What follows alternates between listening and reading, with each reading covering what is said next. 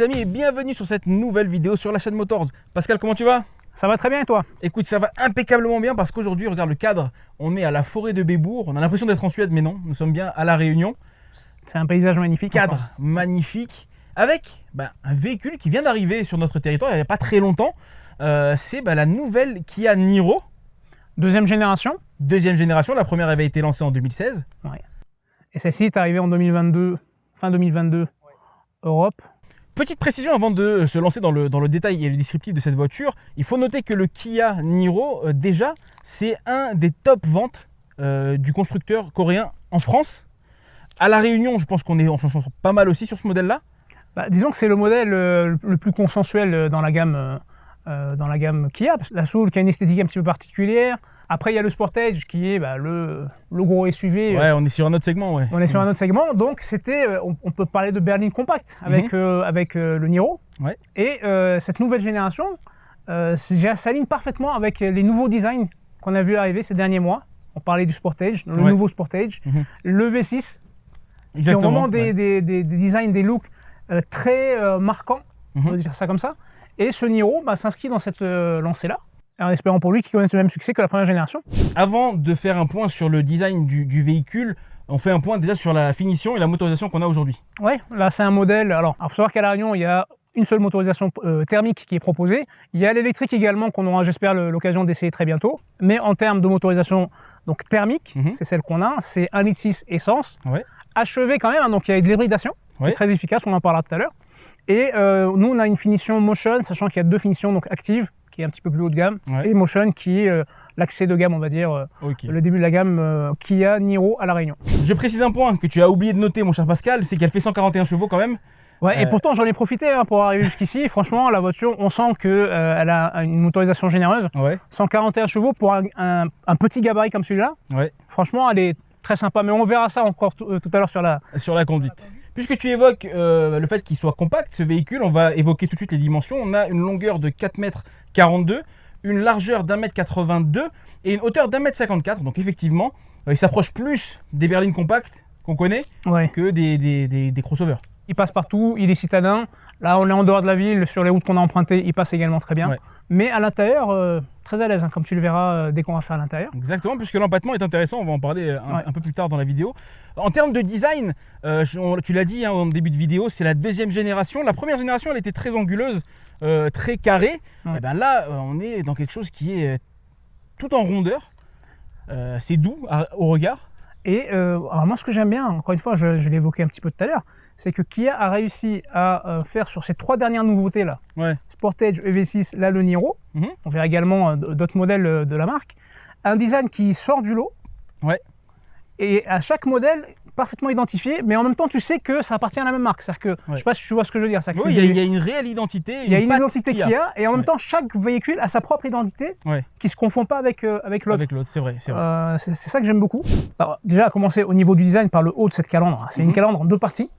Une partie large sur le bas, et puis moi j'aime beaucoup cette partie-là, qui est soulignée par une sorte de bande avec cet effet alu très joli, qui donne vraiment un joli effet, qu'on retrouve également ici sur la petite bande au-dessus de la partie basse. Ça dynamise vraiment cet avant, mais c'est vrai que habituellement, on l'a évoqué sur d'autres modèles qu'on a essayé, on a ces fameux Tiger Nose qu'on ne retrouve pas ici pour la première fois sur une Kia. C'est un nouveau dessin. C'est un nouveau dessin. Il s'affirme, il a sa propre identité dans la gamme. Bien évidemment, il bénéficie du nouveau logo. Ça, c'est clair. Est-ce que tu as la clé avec toi pour nous allumer les optiques à l'avant? Attends, je vais ouvrir. Est-ce que ça s'allume? Donc, tu le notes, une nouvelle signature lumineuse également, très inédite, avec cette bande LED qui passe par-dessous le phare avant.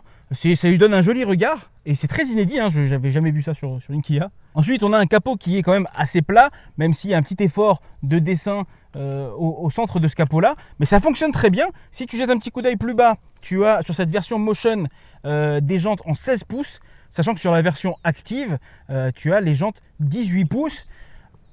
Une ligne qui rappelle clairement le Niro précédent. On a dit, mais remis au goût du jour. Ça fonctionne plutôt bien. Alors ce que j'aime bien également, moi par contre sur cette version là, c'est vrai que tout à l'heure on disait berline compact, crossover ou quoi, tout au long des contours de roue Et les bas de porte, tu as des protections en plastique noir qui ont été laissées volontairement pour accentuer le côté baroudeur, donc sortir un petit peu du côté berline, se rapprocher du côté crossover, d'accord, sur les contours de roue à l'arrière également, et qui se prolongent également au niveau du pare-choc arrière. Donc ça, c'est voulu hein, par le constructeur de ne pas mettre ça en couleur ton carrosserie, parce qu'ils auraient très bien pu le faire, mais ça donne un petit côté, je dirais, un petit peu plus... baroudeur. Voilà. Petite particularité qu'on ne voit pas forcément quand on est comme ça de profil, il faut s'approcher de la custode pour le voir. Tu as des aérations, en réalité, qui vont te permettre d'améliorer le CX de la voiture. Je ne sais pas si tu vois de ton côté, on voit hein, le passage d'air, et qui joue bien évidemment sur l'aérodynamisme du véhicule. Et puis on arrive à l'arrière avec les feux en forme de boomerang, on peut appeler ça comme ça, que je trouve vraiment joli, et ce béquet assez large quand même. Ça dynamise vraiment l'arrière de cette voiture. Hein. Ouais, non, c'est clair, ça joue sur l'aérodynamique, et esthétiquement, franchement, ça marche. C'est réussi. Là, de 3 quarts arrière, franchement, la voiture, je trouve que la voiture est trop belle. C'est vrai qu'elle est très jolie. En plus, on a une teinte qui la met en valeur. Ce joli bleu. Cet angle-là lui donne vraiment un côté sportif, alors que c'est pas sa vocation. C'est pas sa vocation, c'est clair. Mais franchement, c'est plutôt pas mal. On va pas s'en plaindre. Le petit logo ici, on le note achevé. Donc pour rappeler qu'on est sur une version électrifiée hybride. La dénomination Niro du modèle. On n'a pas parlé un petit peu de cette sorte de diffuseur qui reprend la couleur grise comme ça, un petit peu alu, qu'on trouvait déjà sur la calandre. Ça complète un petit peu le côté, comme on disait, baroudeur, des plastiques noirs qui vont être renforcés par le ski de protection couleur alu. Esthétiquement, c'est réussi. C'est plutôt pas mal. Écoute, puisqu'on est à l'arrière de ce véhicule, je vais en profiter pour ouvrir le coffre, on va en parler. On tombe sur un coffre qui, sur la version qu'on a aujourd'hui, donc hybride, je le rappelle, fait 451 litres, en sachant qu'on peut rabattre les banquettes arrière en 2 tiers, 1 tiers, et obtenir un volume total de 1400 et des poussières litres de volume. Donc c'est quand même énorme. En termes de volume de coffre, là, cette version hybride, c'est celle qui a le coffre le plus important. On a dit 451 litres. Après, bien évidemment, la version 100% électrique aura un coffre un tout petit peu plus petit. Quand on laissera dans tous les détails. À La Réunion, on ne commercialise pas le plug-in hybride, d'accord, mais qui également a un coffre encore plus petit. Donc là, c'est vraiment le. Donc on est plutôt gagnant. On est gagnant. On est plutôt gagnant. Bon, maintenant qu'on a dit ça, on va se jeter un petit coup d'œil sur l'habitabilité. Et sur l'intérieur de cette nouvelle Kia Niro. Pascal, je me retrouve à l'arrière du Kia Niro, un arrière relativement grand. On a un empattement, tout à l'heure on le disait, de 2,72 m sur ce nouveau Kia Niro. Et regarde l'espace énorme que j'ai aux jambes. Et encore là, derrière le conducteur, c'est toi qui conduisais, on a encore plus d'espace. Parce que je suis petit, c'est pour ça. Bon, on va dire que tu te fais aux alentours de 1,70 m. Donc il y a quand même pas mal d'espace à l'arrière, 2,72 m d'empattement, on le rappelle. On a une connectivité qui a un emplacement assez particulier puisqu'il est incrusté dans les sièges. On jette un coup d'œil à cette banquette arrière. On a une banquette arrière qui a vraiment été travaillée pour qu'elle soit le plus confortable possible. D'ailleurs, on a une mousse qui est quand même très tendre au niveau du siège et un petit peu plus ferme au niveau du dossier pour avoir un bon maintien. On est quand même relativement bien accueilli à l'arrière, il y a de l'espace, il y a du plaisir et du confort. À l'avant, on va voir si on est aussi bien accueilli. Je le vois là d'ici, il y a un joli volant. Je t'invite à aller avec moi. Pascal, on se retrouve à l'avant maintenant de ce Kia Niro, un avant qui est très moderne, notamment grâce à cette barre là, dont je t'expliquerai un petit peu plus en détail l'utilisation tout à l'heure. Un double écran numérique. Alors sur la version Motion qu'on a aujourd'hui, on les distingue bien, ils sont bien séparés les écrans. Sur la version Active qui est également disponible à La Réunion, on a une sorte de pavé numérique. Une grande dalle, en fait, double dalle. Une double dalle qui est bien intégrée dans l'avant de cette voiture. 2 écrans, un écran d'infodivertissement de 8 pouces qui est très complet avec pas mal de petites applications. Apple CarPlay, Android Auto sans fil sur cette version-là. On a cette petite option hybride qui va te donner toutes les informations concernant l'hybridation. On le rappelle, c'est un HEV de ce véhicule. Et puis tu as devant toi l'écran d'instrumentation de 10,25 pouces, donc assez grand comme écran d'instrumentation, assez complet aussi. Assez grand, complet, très lisible. Moi, depuis que j'utilise la voiture, j'apprécie vraiment l'utilisation de cet écran-là. De très jolies couleurs. Alors complet parce que tu as bien évidemment ici l'information avec la jauge essence à gauche. La jauge pour la batterie, puisque c'est une hybride, donc elle se recharge, elle se décharge au fur et à mesure quand tu roules. Et au milieu, tu as plein d'informations importantes, comme par exemple la lecture des panneaux de signalisation. Tu as le mode, donc là tu es en mode éco, tu peux te mettre en mode sport. Ah, l'instrumentation elle devient... L'instrumentation change de couleur. Ouais. Tu as le EV qui te marque ici EV Ready, c'est-à-dire que là elle est prête à rouler en 100% électrique. D'accord. Bien évidemment, quand tu accélères, tu prends les tours ou quand tu es en montée, ça se remet forcément en thermique. Et voilà, toutes les informations, le kilométrage, la température. Tu as le petit logo avec les flux. Est-ce que ça charge, ça décharge, l'utilisation, est-ce que tu es en hybride, etc. Donc vraiment très complet. Je récupère la caméra, Pascal, pour avoir un peu plus de recul sur ce joli volant. Joliment dessiné ce volant. Moi j'aime bien la forme de ce volant, tu sais, avec cette barre au milieu. Juste petit détail. On s'habitue assez rapidement, mais le détail c'est le toucher un petit peu plastique, je dirais, du volant. Dans un premier temps, ça peut décontenancer par rapport à des volants un petit peu plus cossus, mais on s'habitue très rapidement. Et puis après, franchement, on a un volant qui est très agréable à l'utilisation. Le joli logo ici. C'est un volant qui rappelle, pardon de te couper, qui rappelle un petit peu celui de l'EV6 dans le design. Dans le design. Il est très design dans l'ensemble, de toute façon, ce volant. J'aime bien le positionnement du bouton Drive Mode ici, au lieu d'aller chercher là-bas sur la console centrale. J'aime bien également tout ce qui concerne, alors ça m'a surpris très positivement sur cette version d'entrée de gamme, entre guillemets, c'est que tu as toutes les aides à la conduite, quasiment toutes les aides à la conduite. Donc, aide au maintien dans la voie, régulateur bien évidemment, adaptatif en plus. Adaptatif. Tu as une conduite semi-autonome. De niveau 2. De niveau 2. Alors, bien évidemment, la voiture t'indique de toujours maintenir les mains sur le volant pour des raisons de sécurité. Ça, sur des longs trajets. Sur des longs trajets. C'est vraiment appréciable. Non, mais même en ville, l'aide au maintien dans la voie, il n'est pas intrusif, c'est-à-dire qu'il n'est pas dérangeant comme... Moi, ça m'est déjà arrivé de conduire des voitures, à un moment donné, tu as envie de le débrancher, mais tu sens qu'il est quand même efficace. Il est là, mais voilà, sans trop être gênant. Donc ça, c'est très appréciable. Et puis surtout, voilà, on a parlé du volant, ça, on en a parlé au tout début, et je voudrais bien qu'on s'attarde sur ça. Tu as dit que c'est toi qui allais me l'expliquer, vas-y. Alors, tu parles de ça, pardon, moi j'étais sur la boîte. Ok, on va parler de cette bande ici, qui sert, là tu le vois, à régler la clim. D'ailleurs, c'est une clim Bison, chacun peut régler à son bon gré. Mais tu as cette particularité qu'on retrouve sur les nouvelles Kia. On l'avait sur le V6, on l'avait sur le Kia Sportage nouvelle génération. Cette fonctionnalité ici, tu appuies et en fait, c'est un écran ici et ça bascule d'utilisation et d'utilité. Tu te rends compte qu'en fait, c'est pas juste une barre de climatisation, mais il y a vraiment la double utilité sur cet écran-là. Tu as tout ce qui est, bien évidemment, concernant les médias. Ces deux boutons-là, physiques, en fonction du mode, soit ça te sert par exemple là pour augmenter le volume parce que je suis en mode radio. Si je me mets en mode climatisation, ça devient la température. Pareil, comme c'est une clim Bison, ce bouton-là, c'est la température. Si je reviens en mode média, ça me permet de régler ma radio. Ça, c'est quand même hyper intéressant, hyper intelligent. C'est très intelligent. C'est vraiment bien pensé. Ça optimise ce petit espace. Tu as énormément de touches. Là où à l'époque, tu pouvais avoir un pavé. Ça remplace quasiment tout ça, on va dire, sur un petit bandeau. C'est très design. Hyper intelligent, j'adore. En dessous, on a plusieurs prises. Plusieurs prises. Prise USB 12 volts. USB-C. Prise 12 volts, pardon. Prise USB et USB-C. Un emplacement pour ton téléphone. Alors, il n'y a pas l'option chargeur induction sur celle-ci. Mais en tout cas, c'est un grand emplacement. Ici, pareil, beaucoup de rangement. C'est vrai qu'on a beaucoup de place ici. Moi, j'aime bien ce système-là de range-gobelet que tu peux ranger, entre guillemets, pour avoir beaucoup de place. Et quand tu as ton gobelet, hop, tu mets ça, tu appuies sur le bouton, ça tient le gobelet. Ici, encore du rangement. Ton repose-coude, bien évidemment. Et là, on n'en a pas parlé, mais on va faire ça vite parce que c'est très original. C'est le pommeau, la façon dont tu tiens le pommeau pour les changements de vitesse. Moi, j'aime bien, ça fait un petit peu à l'ancienne, mais j'aime beaucoup. Et ici, tes deux boutons qui concernent l'aide au stationnement, donc caméra de recul. Bonne définition, Bonne définition avec le menu de la caméra. Et tu peux activer ou désactiver les aides au parking. Maintenant qu'on a vu tout ça, il n'y a plus qu'à essayer ce véhicule. Allez, go.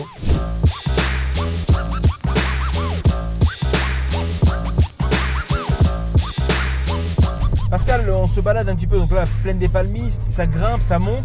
Tu te fais plaisir, visiblement. Non, quand je suis toujours à moins de 70 km/h, autorisé, je suis en mode éco.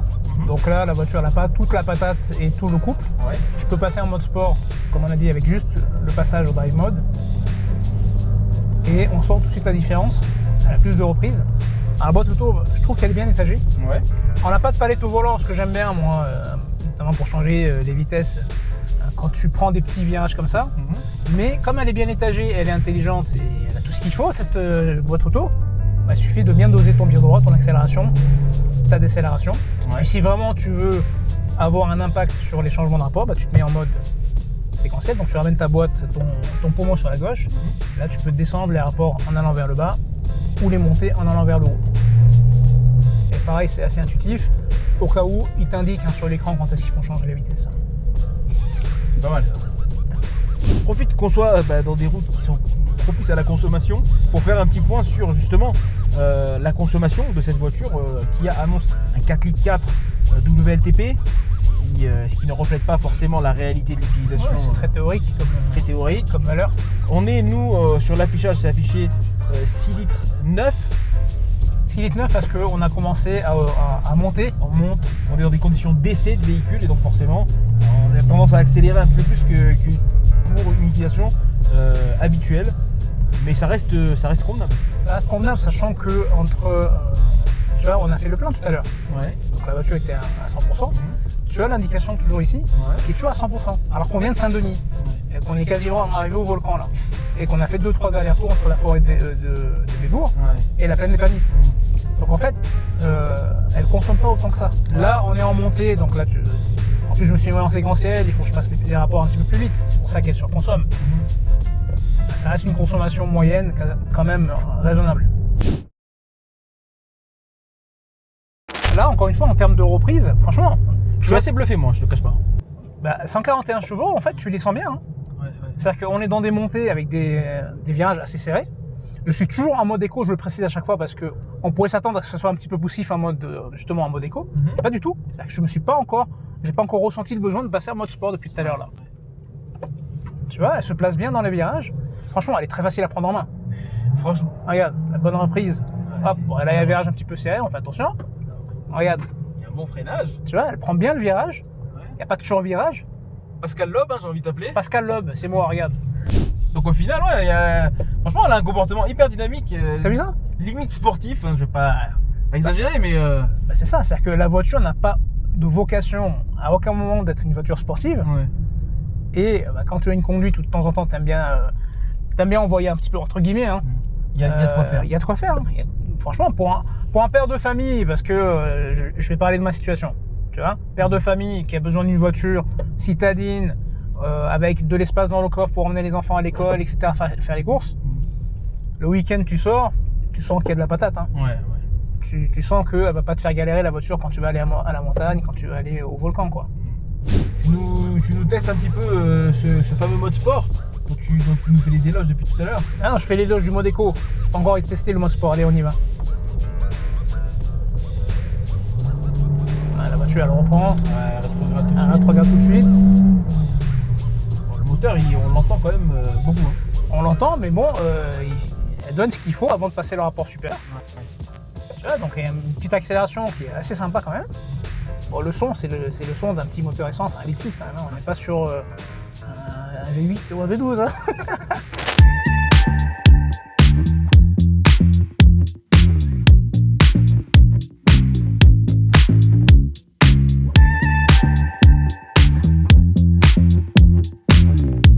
L'essai du Kia Niro touche à sa fin. Pascal, c'est l'heure de faire le bilan de cet essai. Alors c'est toi qui va être en charge de résumer notre essai. Bon, on a passé 2 jours à bord de ces 2 véhicules, Exceed qu'on a présenté sur l'autre vidéo et Niro. J'ai beaucoup plus conduit cette voiture-là dans sa déclinaison hybride et finition motion. Alors, moi j'ai bien aimé. C'est peut-être parce que je commence à me faire vieux, quadra, avec 2 enfants et que c'est une voiture à papa. Mais franchement, bon, déjà au niveau du design, on peut dire que c'est pas du tout une voiture à papa. C'est une voiture qui a un style vraiment affirmé. Dans l'air du temps, j'ai envie de dire. Qui est dans l'air du temps, mais qui est vraiment qui a sa propre personnalité. Et ça, j'ai vraiment beaucoup apprécié. Après, au niveau de la conduite, c'est vrai que toi, tu m'as fait tes remarques parce que tu as conduit beaucoup plus longtemps la Exceed, qui est plus puissante. Elle fait 160 chevaux, celle-là fait 141 chevaux. L'autre, elle a une boîte de vitesse qui est étagée un petit peu différemment. Mais moi, justement, j'ai bien apprécié celle-là, avec ses 141 chevaux. Donc, on rappelle, 1,6 litre hybride. D'accord. Ce que j'ai beaucoup apprécié, c'est la consommation que tu arrives à maîtriser, même si, quand on est monté à la forêt de Bébourg, Tout à l'heure, bon, bah, ça consommait beaucoup. On est monté jusqu'à 7,7 litres de moyenne. Après, dans la descente, j'ai refilmé un petit peu. Je ne sais pas si tu pourras incruster ou si tu l'as déjà fait. On est tombé à 5,5 litres de consommation. Tu vois, donc, on est vraiment sur des moyennes qui sont très, très correctes en fonction de l'utilisation. Ouais. Et puis, moi, la boîte de vitesse automatique, je trouve qu'elle s'en sort vraiment pas mal. Et le moteur de 141 chevaux, ça est vraiment pas mal sorti dans les montées, dans les zigzags qu'on a pris. Donc, pour moi, essai concluant. C'est un essai que je recommanderais, et c'est un véhicule que je recommanderais en tout cas à essayer, pour vous faire une idée. Petite précision maintenant sur les motorisations qu'on va avoir de dispo à La Réunion. Qu'on a déjà. Il y a déjà cette motorisation, donc 1,6 litre, 141 chevaux, essence hybride. Ouais. Et qui est arrivé très récemment. Très récemment. Qu'on va essayer très bientôt, j'espère en tout cas. Très bientôt. Le 100% électrique. Ouais. D'accord. Donc j'ai pas les spécificités pour la puissance de la version électrique. On les mettra. C'est à découvrir. C'est à découvrir. Pour celle-ci, donc pour conclure au niveau tarif également, on donne toujours bien évidemment les tarifs Réunion pour nos abonnés. On est sur cette version-là à 33 490 €. Ouais. Okay. Après, tu as une version active, donc avec un équipement un petit peu supérieur. Bah, tu as notamment des jantes en 18. Les jantes et puis l'équipement à l'intérieur. Et puis un équipement beaucoup plus abouti, effectivement. Un petit peu différent. On sera à 37 490. D'accord. Donc ça débute à 33 490 à La Réunion. Les amis, l'essai est désormais terminé. J'espère qu'il vous a plu. Pascal, je suis sûr que tu t'es régalé. Je kiffe. Si c'est votre cas également, je vous invite à liker, partager et commenter cette vidéo, à vous abonner à nos réseaux sociaux, que ce soit Facebook, Instagram, YouTube ou maintenant TikTok. À prendre soin de vous et de vos familles. Et puis on se dit à très bientôt sur la chaîne Moto pour un prochain essai. Ciao. À plus.